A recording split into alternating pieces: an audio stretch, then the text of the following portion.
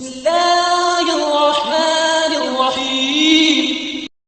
एक मर्तबा अबू जहल ने अपने हाथ में कुछ कंकरियां छुपाकर नबी करीम से सवाल किया कि अगर आप वाकई अल्लाह ताला के सच्चे रसूल हैं तो बताएं कि मेरे हाथ में क्या है। वो तंजिया अंदाज में कहने लगा कि आप तो आसमानों की खबरें देते हैं, तो मेरे हाथ की बात बताना आपके लिए कौन सा मुश्किल काम है। नबी करीम ने फरमाया, क्या मैं तुझे बताऊं कि तेरे हाथ में क्या है, या मेरे हुक्म से ये चीजें खुद गवाही दें कि मैं कौन हूं। इसने कहा, दोनों बातें सुनना चाहता हूं। आपने इरशाद फरमाया कि तेरे हाथ में 6 कंकरियां हैं। इसी लम्हे आपके मुजिज़े से वो कंकरियां बोल उठीं और काफलामीम शहादत पढ़ने लगे।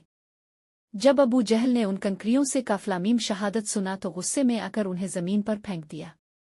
इस अजीम मुजिज़े को देखकर वो शदीद गज़ब की हालत में वहां से उठा और अपने घर की तरफ चल दिया।